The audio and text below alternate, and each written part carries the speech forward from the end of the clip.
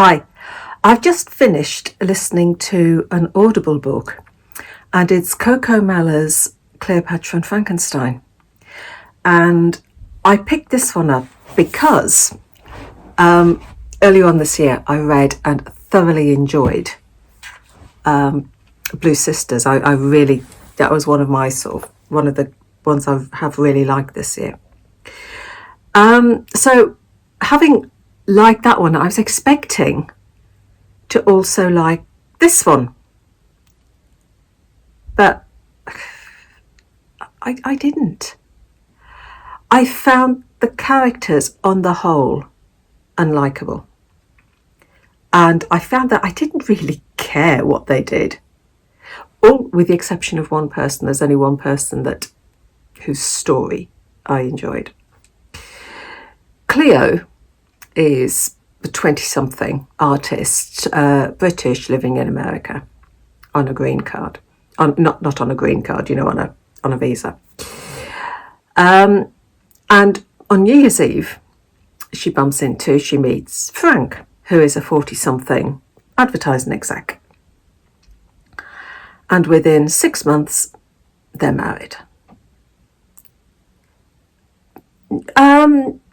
Stressing, and it's stressed throughout that they didn't get married so that Cleo could get a green card. It was just a sort of an incidental thing that the marriage gives her the green card. But it wasn't the reason they got married. They got married for love and lust. Frank is a heavy social drinker, walking slowly towards alcoholism. And Cleo is struggling mentally.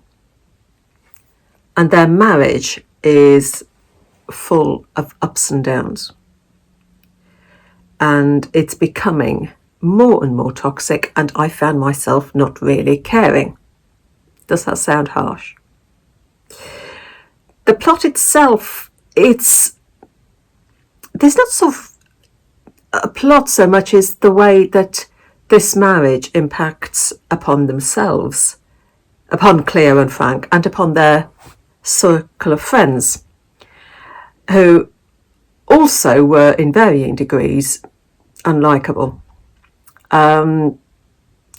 Zoe, Frank's much, much younger sister, she did grow on me. I liked her story arc.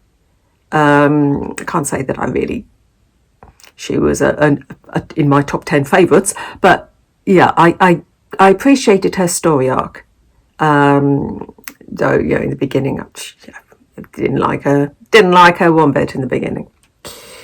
Then there was Quentin. He called himself Cleo's best friend, but he was someone who had strings of relationships with different men, men who weren't good for him. And again, he was a very sort of toxic person as well. You don't think that he's any good for Cleo. But he calls herself his best friend. The one person I did like was Eleanor. She was the redeeming feature in this book for me, and I could have done with a lot more of Eleanor. I think she only appeared in 3 chapters, but I devoured those chapters that she was in. She's a 30-something, still living at home with her mum, and her father is in a care home. And she is a relatable person. She was believable in every way. And I really, really liked her story. And I could have had a whole book about Eleanor.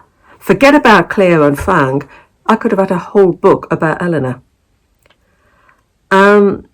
She's the shining light in the book of this.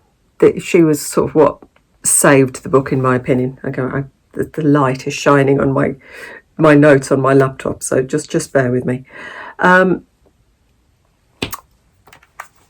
I am glad that I read Blue Sisters first,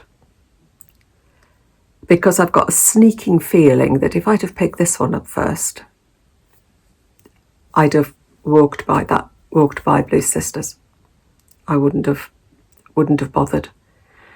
So I'm really glad I read Blue Sisters first, because I did like the characters in Blue Sisters, whereas I just didn't like the people in this book. Not a lot. Apart from Eleanor. And Zoe grew on me. But the others, I just didn't like them.